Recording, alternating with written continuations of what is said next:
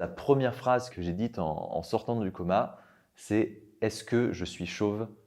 Salut, je m'appelle Simon et je suis connu sur TikTok pour avoir grillé. Je suis monté sur le toit d'un train et une ligne à très haute tension m'a foudroyé. Curieusement, je suis toujours vivant. La toute première vidéo que j'ai postée, c'était 6 mois après mon accident.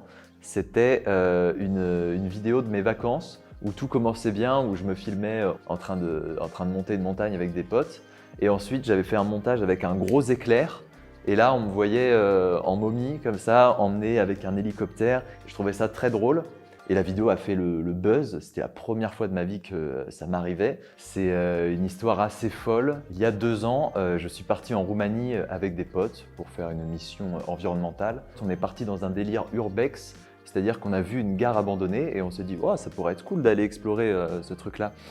Et en fait, la gare n'était pas vraiment abandonnée. Moi, je n'étais pas au courant, maintenant je le suis, dans tous les sens du terme. Donc j'ai été électrisé, non pas électrocuté vu que je suis encore en vie, par un arc électrique. Un arc électrique, c'est quoi? C'est quand on se rapproche trop près des lignes à haute tension, l'électricité va se trouver un chemin pour partir de la ligne et se diriger vers le sol. J'ai grillé à la manière d'une tartine dans un grille-pain. C'est un accident assez atypique qui m'a permis du coup de gagner une certaine notoriété sur les réseaux quand je le raconte. J'ai pas énormément de souvenirs de ce qui s'est passé à ce moment-là. Mes amis m'ont raconté qu'en réalité l'électricité m'a fait voler sur plusieurs mètres. Je me suis retrouvé sur les rails plusieurs mètres plus loin, complètement brûlé avec les vêtements qui avaient fondu sur moi. Je me suis réveillé une première fois quand je suis tombé sur le sol après le coup de foudre. Mais ces souvenirs-là me sont revenus que des mois plus tard puisque je les avais cachés dans mon inconscient. Lorsque les pompiers m'ont trouvé, ils m'ont très vite placé dans un coma artificiel. Après, je me suis réveillé petit à petit, tout momifié de partout.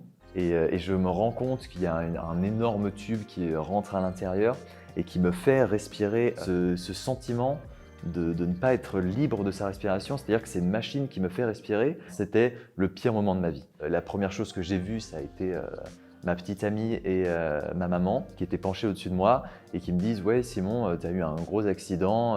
Mon premier réflexe, la première phrase que j'ai dite en sortant du coma, c'est « Est-ce que je suis chauve ?»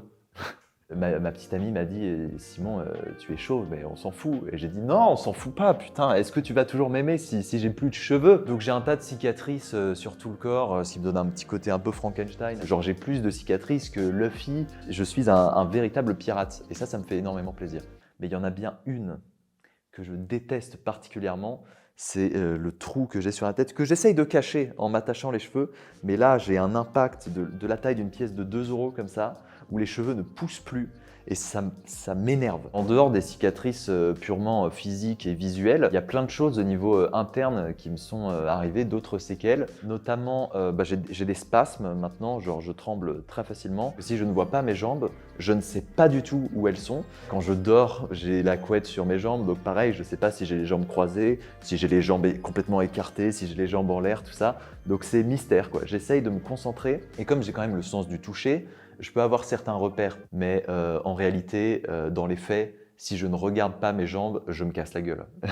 Alors, il y a eu une première vie avant l'accident. Aujourd'hui, je me considère être comme dans ma deuxième vie puisque je suis presque mort en quelque sorte et j'ai miraculeusement survécu à la manière d'un phénix. Je suis ressorti de mes cendres. En plus, il y a vraiment des cendres dans l'histoire. Personnellement, je fais énormément d'autodérision, souvent d'ailleurs.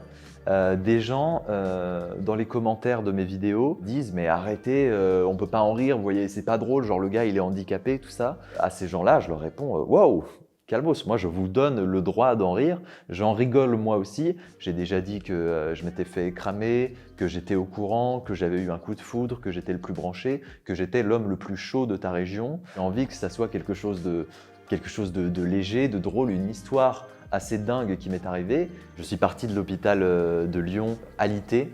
Je ne savais même pas me mettre en fauteuil roulant, mais quand je suis parti, j'ai dit aux infirmières un jour, je reviendrai à Lyon sur mes 2 jambes. Et depuis ce jour-là, ça fait 2 ans que je m'entraîne à marcher.